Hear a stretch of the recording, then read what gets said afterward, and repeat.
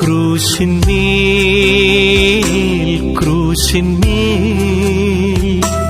കാണുന്ന ദാരിദ്ര്യ പ്രാണനാഥൻ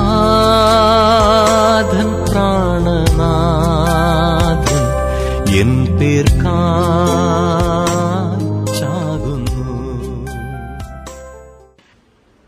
അവന് വെളിച്ചത്തിലേക്ക് വരാനുള്ള ഒരു ആഗ്രഹമില്ല.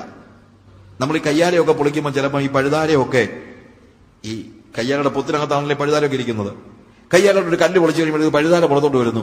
അതിന്റെ മേൽ സൂര്യപ്രകാശം അടിക്കുമ്പോൾ ഏതെങ്കിലും ഒരു പഴുതാര, അയ്യടാ നല്ല വെട്ടം, ഇത്രയും കാലം ഞാൻ വെട്ടം കണ്ടിട്ടില്ല, ഇനി ഈ വെട്ടത്തിൽ തന്നെ അങ്ങ് ജീവിക്കാമെന്ന് ചിന്തിക്കുന്നുണ്ടോ? ഇല്ല. പെട്ടെന്ന് തന്നെ അതെന്ത് ചെയ്യുന്നു? അടുത്ത ഇരുളിന്റെ പൊത്തിലേക്ക് കയറിപ്പോകുന്നതാണ് നമ്മൾ കാണുന്നത്. ഇതേപോലെയാണ് പല വ്യക്തികൾക്കും യേശു കർത്താവ്. എന്തുകൊണ്ട് യേശുവിന്റെ വെളിച്ചത്തിലേക്ക് ഇവർ കയറി വരുന്നില്ല? കാരണം യേശുവിന്റെ വെളിച്ചത്തിൽ കയറി വന്നാൽ അവരുടെ ഇരുളിന്റെ പ്രവൃത്തി വെളിച്ചത്താകുമെന്നുള്ള പേടി കൊണ്ട് യേശുവിനെ നിഷേധിക്കാൻ തയ്യാറാകുന്ന, അല്ലെങ്കിൽ അതിനുവേണ്ടി പരിശ്രമിക്കുന്നവരായ ആളുകൾ, അതിനുവേണ്ടി എന്തെങ്കിലുമൊക്കെ അവർ പറയും. യഹോവ സാക്ഷികളുടെ സ്ഥാപകനായിരുന്ന റസൽ ചെറുപ്പത്തിൽ അദ്ദേഹത്തിന്റെ ഏറ്റവും വലിയ പേടി നരകത്തിൽ പോകുമെന്നുള്ളതായിരുന്നു. പലപ്പോഴും പിള്ളാരുടെ അല്ല വലിയോടെ ഒക്കെ പേടി അതാണല്ലോ. നരകത്തിൽ പോകുമെന്നുള്ള പേടി ഉള്ളത് കൊണ്ട് അദ്ദേഹം ഒരു മതം സ്ഥാപിച്ചപ്പോൾ യഹോവ സാക്ഷികളുടെ ചിന്ത അനുസരിച്ച് there is no hell, അവർക്ക് എന്തില്ല? നരകമില്ല. അവർ പറയുന്നത് നരകമില്ലെന്നാ. അനിഹിലേഷനിൽ അവർക്ക് വിശ്വാസം. അതായത് ആത്മാവങ്ങ് ഒന്നുകിൽ എന്താണ് അവരുടെ കിങ്ഡം ഹോൾ എന്നവർ പറയുന്നത്, കിങ്ഡത്തിന്റെ ആൾക്കാരാണ്, അല്ലെങ്കിൽ ഇല്ലാതെയായി പോവുകയാണ്. കാര്യം എന്നറിയാമോ? റസലിന് നരകം പേടിയായിരുന്നത് കൊണ്ട് നരകമില്ലെന്ന് പറഞ്ഞാൽ പിന്നെ പേടിക്കണ്ടല്ലോ, നരകമില്ലെന്ന് പറഞ്ഞാൽ പിന്നെ പ്രശ്നമില്ലല്ലോ. പ്രിയമുള്ളവരെ, ഇവിടെയാണ് ഈ യഹൂദ മത നേതാക്കൾ എന്തുകൊണ്ട് യേശുവിനെ ക്രൂശിക്കാൻ ആഗ്രഹിച്ചെന്ന് ചോദിച്ചാൽ എന്റെ അർത്ഥം അതാണ്. Most of them they were fearing Jesus. അവരുടെ കള്ളത്തരം നടക്കത്തില്ല. ആർക്കാണ് വെളിച്ചത്തെ പേടി? ഇരുളിൽ വസിക്കുന്നവർക്ക് മാത്രമേ വെളിച്ചത്തെ പേടിയുള്ളൂ, അല്ലാത്ത ആർക്കുമില്ല. അല്ലെങ്കിൽ വെളിച്ചത്തിലേക്ക് വരാൻ ഇഷ്ടമില്ലാത്തവര്. അതുകൊണ്ടാണ് യോഹന്നാന്റെ സുവിശേഷം 3-ാം അധ്യായം 19-ാം വാക്യം വായിച്ചത്, വെളിച്ചം ലോകത്തിൽ വന്നിട്ടും മനുഷ്യന്റെ പ്രവൃത്തി ഇരുളുള്ളതാകയാൽ അവർ വെളിച്ചത്തെക്കാൾ അധികം ഇരുളിനെ സ്നേഹിച്ചത് തന്നെ. ഇരുളിനെ സ്നേഹിക്കുന്നവനാണ് വെളിച്ചത്തിലേക്ക് വരാൻ ഇഷ്ടമില്ലാത്തത്. ഈ പണ്ടൊക്കെ എനിക്ക് ഈ ചെറുപ്പത്തിൽ പ്രവാചകന്മാരുള്ള യോഗത്തിൽ പോകാൻ പേടിയായിരുന്നു. എന്ന് ചോദിച്ചാൽ നമ്മൾ കള്ളത്തരം വല്ലതും വിളിച്ചു പറയുമോ എന്നുള്ള ഒരു പേടി. ഇന്നൊരു പേടിയില്ല, കാര്യം അതൊന്നും പറയത്തില്ലെന്നറിയാം. കള്ളത്തരം ഇല്ലാത്തതൊന്നുമല്ല. ഇന്നിപ്പോ അമേരിക്കൻ വിസയൊക്കെ അല്ലേ സ്വപ്നം കാണുന്നത്. എനിക്ക് വേണ്ട, ഞാൻ പറഞ്ഞത് വേണ്ടുന്നൊരു ഒത്തിരി പേരുണ്ടല്ലോ. അതുകൊണ്ട് എന്താ, പ്രവാചകന്മാരെല്ലാം വന്നിട്ട് കാര്യം ആരും കള്ളത്തരമൊന്നും പറയാനൊന്നും പോകുന്നില്ല. അതുകൊണ്ടൊരു പേടിയില്ലല്ലോ. പ്രവാചകന്റെ ഭയങ്കര സന്തോഷം. ഞാൻ ആലോചിച്ചിട്ടുണ്ട്, എന്താ ഈ പ്രവാചകന്മാർ വരുമ്പോഴൊക്കെ പണ്ടില്ലാതിരുന്ന രീതിയിൽ ഈ പേടിയില്ലാതെ പ്രവാചകന്മാരുടെ യോഗത്തിന് പോയിരിക്കുന്നതെന്ന്. കാര്യം എന്നറിയാമോ? അവരൊന്നും കള്ളത്തരമൊന്നും വെളിപ്പെടുത്താൻ പോകുന്നില്ല. പണ്ടൊക്കെ ഭയങ്കര പേടിയായിരുന്നു. എന്നാ, ഞാൻ ചെയ്ത എന്തെങ്കിലും കാര്യങ്ങൾ വിളിച്ചു പറയുമ്പോ പേടിയിലായിരുന്നു. ആ പേടിയാ ആവശ്യം, അതില്ലാത്തതാ ഇന്നത്തെ പ്രശ്നം. ആ പേടിയില്ല, അല്ലേ? അവർ ഇരുളിനെ സ്നേഹിക്കുന്നത് കൊണ്ട് അവർ വെളിച്ചത്തിലേക്ക് വരാനായിട്ട് ഇഷ്ടപ്പെടുന്നില്ല. എന്നാല് പരീശന്മാർ യേശുവിന്റെ മരണം കൊതിച്ചത് എന്താന്ന് ചോദിച്ചു കഴിഞ്ഞാൽ 1-2 കാരണങ്ങളുണ്ട്. ഒന്ന്, യേശു അവരെ എപ്പോഴും അങ്ങ് അലട്ടിക്കൊണ്ടിരിക്കുകയായിരുന്നു. ശബക് വെള്ള തേച്ച ശബക്കല്ലറകളെ ഭയങ്കര, എപ്പോ കണ്ടു കഴിഞ്ഞാലും നിങ്ങൾ അഭിനയിക്കുകയാണ്, നിങ്ങൾക്ക് ഹൃദയത്തിലൊന്നും ഇല്ലാത്തവരാണ്. എന്നാൽ യേശു പരീശന്മാരെ ഒത്തിരി അപ്രീഷിയേറ്റ് ചെയ്യുന്നുണ്ട്. ഈ പരീശൻ എന്ന് പറഞ്ഞാൽ കപടഭക്തൻ എന്നുള്ള അർത്ഥം ഇപ്പോഴാണ് ഉണ്ടായത്. പരീശന്മാരുടെ തുടക്കം നമ്മൾ ഉദ്ദേശിക്കുന്നത് പോലെ കള്ളത്തരത്തിലല്ല. BC 2-ാം നൂറ്റാണ്ടിൽ ഇസ്രായേൽ സിറിയായുടെ കീഴിൽ, ആന്റിയോക്കസ് എപ്പിഫാനസിന്റെ കീഴിൽ അടിമത്തത്തിലായിരുന്ന സമയത്ത് പള്ളി അവർ നിരോധിച്ചു. പിന്നീട് അന്നുണ്ടായിരുന്ന യഹൂദ സഭകളൊക്കെ ഒളിവ് സഭകളായിരുന്നു. ആ ഒളിവ് സഭകൾ ഉണ്ടായിരുന്ന കാലയളവിൽ പോലും കർത്താവിന് വേണ്ടി വീറോടെ വേർപെട്ടവരാണ് പരീശന്മാർ. അപ്പൊ ശരിക്കും അവർ ഹസീദിം എന്ന് പറയുന്ന ഒരു ബാച്ചാണ്. ഹസീദ് എന്ന് പറഞ്ഞാൽ വേർപെട്ടവരാണ്, വേർപാടുകാരാണ്, വേർപെട്ട സഭ. ഇന്നത്തെ വേർപാട് ബന്ധുക്കോ സഭകളിലെ ഒക്കെ ഒരു ജൂയിഷ് വേർഷനാണ് ശരിക്കും പരീശന്മാര്. കാരണം സഭ പീഡിപ്പിക്കപ്പെട്ടപ്പോൾ കർത്താവിന് വേണ്ടി വീറോടെ ധൈര്യത്തോടെ പ്രാർത്ഥനയിലും ഉപവാസത്തിലും സമയം ചെലവഴിച്ച ദൈവവചനമനുസരിച്ച് ജീവിക്കാൻ പൂർണ്ണമായി ഏൽപ്പിച്ചു കൊടുത്ത വ്യക്തികളാണ് BC 2-ാം നൂറ്റാണ്ടിലെ പരീശന്മാർ. പക്ഷെ കാലക്രമേണ എന്ത് സംഭവിച്ചെന്നറിയാമോ? അവർക്ക് സ്വാതന്ത്ര്യം കിട്ടി. സ്വാതന്ത്ര്യം കിട്ടിക്കഴിഞ്ഞപ്പോഴും പിന്നെയും ഇവർ ഉപവസിച്ചു. അവർക്ക് ഉപവാസമുണ്ട്, പക്ഷേ ആത്മാവില്ല. അവർക്ക് പ്രാർത്ഥനയുണ്ട്, പക്ഷെ സീലില്ല. ഇന്ന് നമുക്കും പറ്റിയിരിക്കുന്നത് പോലുള്ള പ്രശ്നം അതാണ്. നമ്മൾ വേർപെട്ടവരായി കർത്താവിന് വേണ്ടി വീടോടെ നിന്നവർ അന്ന് ഉപവാസവും പ്രാർത്ഥനയും ഒക്കെ എന്തിനു വേണ്ടിയായിരുന്നു? ദൈവത്തോട് അടുക്കാനും കർത്താവിനോട് അടുത്തിടപഴകാനും. മണവാളൻ കൂടെയില്ലാത്ത അവസ്ഥ വരുമ്പോൾ ഉപവസിക്കുന്ന കർത്താവ് പറഞ്ഞത്. ആ ദൈവ സാന്നിധ്യത്തിലേക്ക് മടങ്ങി വരാനും ആത്മാക്കളുടെ വിടുതലിന് വേണ്ടി കരഞ്ഞ് പ്രാർത്ഥിക്കുകയും അങ്ങനെ ഒരു സ്റ്റേജ് നമുക്കുണ്ടായിരുന്നു. പക്ഷെ ഇന്ന് ഉപവാസമുണ്ട്, ഇന്ന് പ്രാർത്ഥനയുണ്ട്, ഇന്ന് എല്ലാ ബൈബിൾ ക്ലാസ് ഉണ്ട്, എല്ലാ സാധനമുണ്ട്. ആ പരീശന്മാരെ പോലെ ചട്ടക്കൂടുകളെല്ലാം ഉണ്ടെങ്കിലും നമ്മുടെ ആത്മാവ് നഷ്ടപ്പെട്ടു പോയി. അതുകൊണ്ടാണ് യേശു പരീശന്മാരോട് ഇത്ര ക്രൂരമായി കളിയാക്കി പറയുന്നത്. അതിന്റെ അർത്ഥം പരീശന്മാരെല്ലാം മോശക്കാരാണെന്നല്ല. ആ കാലയളവിൽ പരീശന്മാരെ ബഹുമാനിതരുമായിരുന്നു. ജനങ്ങളുടെ മധ്യത്തിൽ അവർക്ക് നല്ലൊരു പേരുണ്ടായിരുന്നു. അതുകൊണ്ടാണല്ലോ പൗലോസ് ധൈര്യത്തോടെ ഞാൻ പരീശനിൽ നിന്ന് ജനിച്ച പരീശൻ എന്ന് ഉറപ്പോടെ പറയുന്നത്. ബിക്കോസ് പരീശന്മാര് നമ്മൾ ഉദ്ദേശിക്കുന്നത് പോലെ കള്ളത്തരത്തിൽ വീണുപോയവരാണ്, അല്ലാതെ ജനിച്ചപ്പോഴേ കള്ളന്മാരല്ലായിരുന്നു.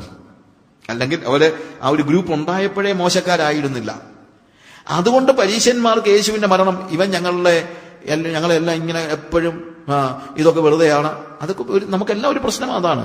ഇന്നും ദൈവസഭയിലെ കുറവുകൾ നമ്മൾ ചൂണ്ടിക്കാണിച്ച് പ്രസംഗിച്ചു കഴിഞ്ഞാൽ ഒരു ഗ്രൂപ്പ് ഒരിക്കൽ പറഞ്ഞ് ഞാൻ ഒരു പ്രാവശ്യം പ്രസംഗിച്ച് പിറ്റേ പ്രാവശ്യം അവിടെ ചെല്ലാൻ നേരം അവിടുത്തെ സഭാ നേതാക്കന്മാരെല്ലാം കൂടെ കൂടിയിട്ട് പറഞ്ഞു, നമ്മൾ വടി കൊടുത്ത് നമ്മൾ തന്നെ എന്തിനാ അടി വാങ്ങിക്കുന്നതെന്ന്.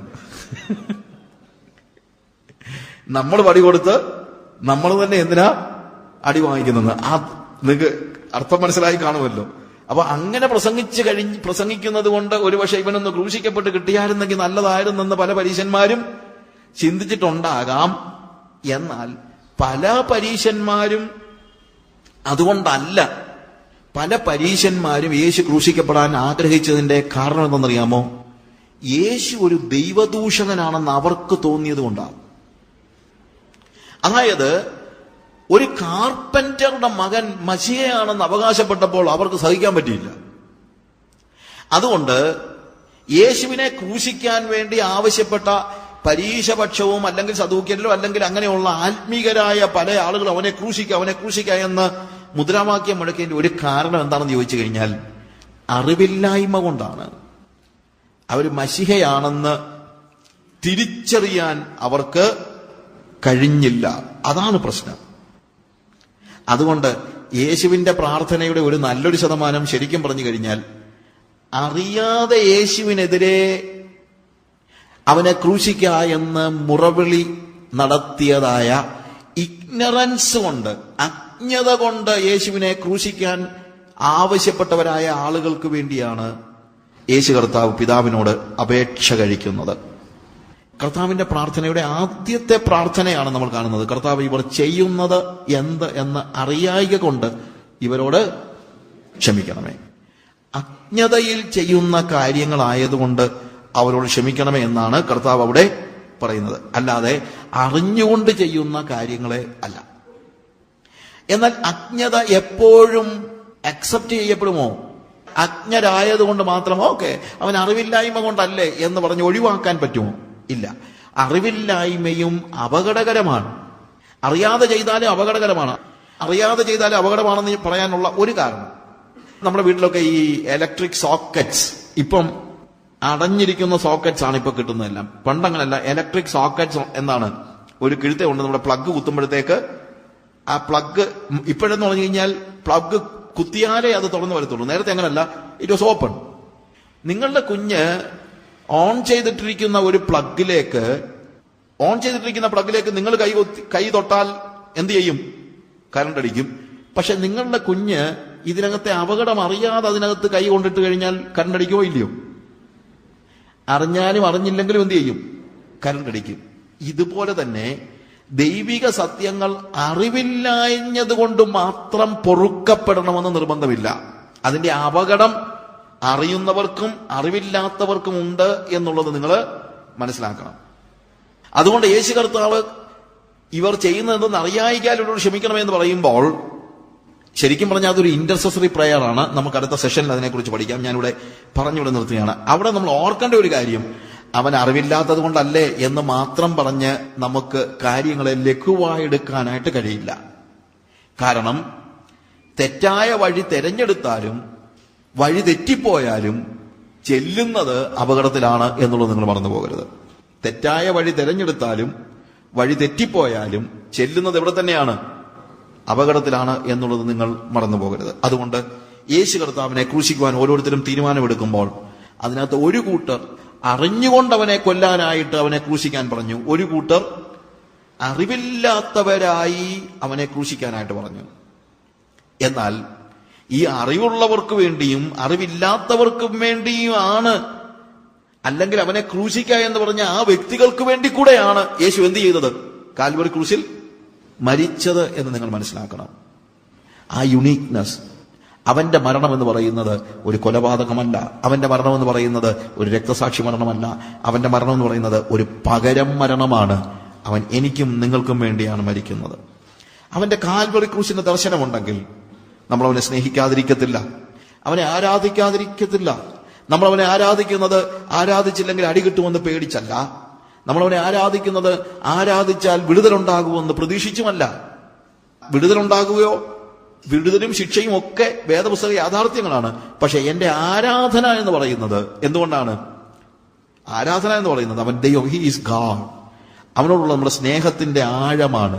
എപ്പോഴാണ് നമുക്ക് അവനുള്ള സ്നേഹം കൂടുതൽ വരുന്നത്? പഴയ നിയമത്തിലെ വിശുദ്ധന്മാർക്ക് ഒരു പക്ഷേ യേശുവിന്റെ ദൈവത്തിന്റെ സ്നേഹത്തെ നമ്മൾ മനസ്സിലാക്കാനുള്ള ഒരു ചിത്രം അവർക്കില്ലായിരുന്നു, ഒരു ചിഹ്നം അവർക്കില്ലായിരുന്നു.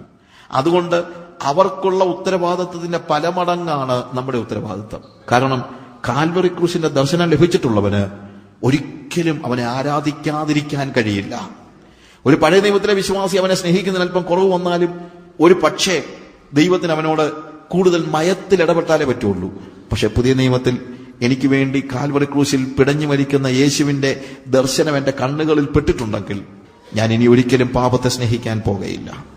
എന്റെ ജീവിതം വ്യത്യസ്തമായിരിക്കും, രൂപാന്തരപ്പെട്ടതായിരിക്കും. അവന്റെ സ്നേഹത്തിന്റെ പ്രതിഫലനമായിരിക്കും എന്റെ ജീവിതം. അതൊരു റെസൊല്യൂഷൻ ആണെന്നുള്ളത് നിങ്ങൾ മറന്നു പോകരുത്. അതൊരു വലിയ തീരുമാനമാണ്. പാപത്തെ സ്നേഹിക്കാൻ ഞാൻ ഇനി പോകുമോ എന്നല്ല, പോകില്ല. പാപത്തെ സ്നേഹിക്കാൻ ഞാൻ ഇനി പോകില്ല. ക്രൂശിന്മേൽ ക്രൂശിന്റെ ദർശനം, ക്രൂശിൽ കാണുന്ന യേശുവിനെ കണ്ടുകൊണ്ട്, ക്രൂശിൽ പിടഞ്ഞു മരിക്കുന്ന യേശുവിനെ കണ്ടുകൊണ്ട്, പ്രിയമുള്ളവരെ, മറ്റെല്ലാ കാഴ്ചകളും മാറട്ടെ, മറ്റെല്ലാ ചിന്തകളും മാറട്ടെ. പഴയ നിയമത്തിലെ വിശുദ്ധന്മാർക്ക്, അവർ വിശുദ്ധന്മാരാണ്, തീർച്ചയായും അവർ വിശുദ്ധന്മാരാണ്. എന്നാൽ അവർക്ക് ലഭ്യമല്ലാതിരിക്കുന്ന ഒരു ദർശനം, സ്നേഹത്തിന്റെ പ്രദർശനം. ക്രിസ്തുവോ നാം പാപികളായിരിക്കുമ്പോൾ തന്നെ നമുക്ക് വേണ്ടി മരിക്കയാൽ ദൈവത്തിന് നമ്മളുള്ള സ്നേഹത്തെ പ്രതിഫലിപ്പിച്ചിരിക്കുന്നു, പ്രകാശിപ്പിച്ചിരിക്കുന്നു, മാനിഫെസ്റ്റ് ചെയ്തിരിക്കുന്നു.